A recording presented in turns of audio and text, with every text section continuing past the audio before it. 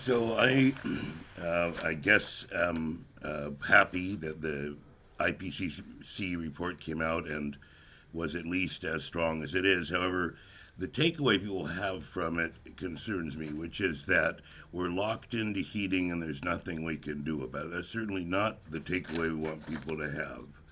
So you can pause this video. I hate to have to hold this while I'm talking.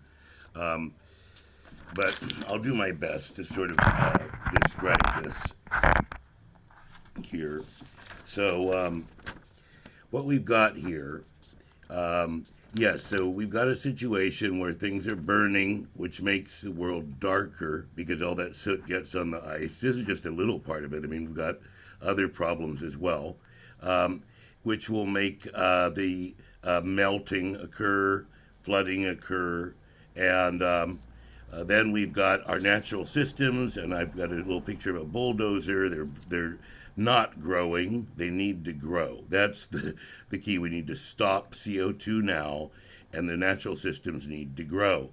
And the other issue that we're struggling with is poison and acidification. So basically, we have to look at the economy sort of as the enemy, as like a criminal that has to be reformed. And then above all this, we've got the elites, if I may call them so, the people who end up controlling political life of the countries. And these elites, whether they're doing it on purpose or just accidentally, are polarizing people. And this is the MSNBC Fox News holy war. And as long as that sort of intense polarization is going on, the people will not unify and turn their wrath on the elites, which, in my opinion, is why somebody like Bernie or Trump. Trump is a nightmare to me because I don't, relate to many of his values. But he's both of these guys have the potential of drawing, their own bases that aren't just comprised from this red-blue thing. And this is going on everywhere, except interestingly enough in China, where there's a single-party state.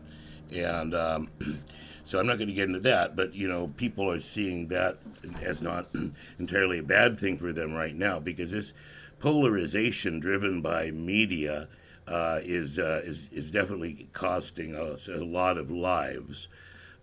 So, we have to stop producing CO2.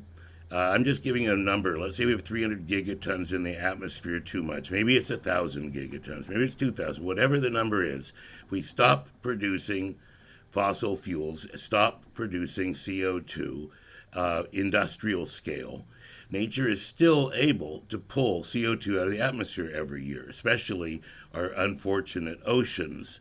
But like it or not, we have to stop using the CO2, and it will get drawn down by forests, soil, plants, etc., etc. And we're right at the tipping point because these. So in this picture I draw here, we have the idea of the CO2 gradually declining from this year. It's even possible. But we have to have a global climate strike.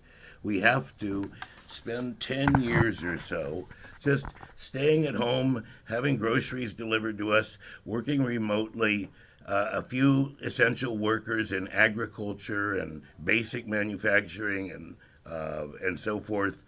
But we have to have a climate strike because we have to make sure the natural systems can pull down carbon out of the atmosphere. So this is very serious. We have within our grasp the means to have nature pull all of our pollution out of the atmosphere by having big, and then the number of choices is always going down. So we were looking at forests for sequestration, then we were looking at various types of seaweed for sequestration or kelp. There's sea grasses. What we know for certain is that organic farming done specifically to capture carbon, that puts the plant matter underground. And we also can do this in the sea. So, and we also do have forests that haven't burned down. And the more biodiverse these forests are, They also create moisture. So nature can solve all of our problems, but we would have to bite the bullet and have a carbon be carbon negative now. We have to have nature pulling more out of the atmosphere than we're putting into it, and it is still, according to my calculations, possible. Thank you.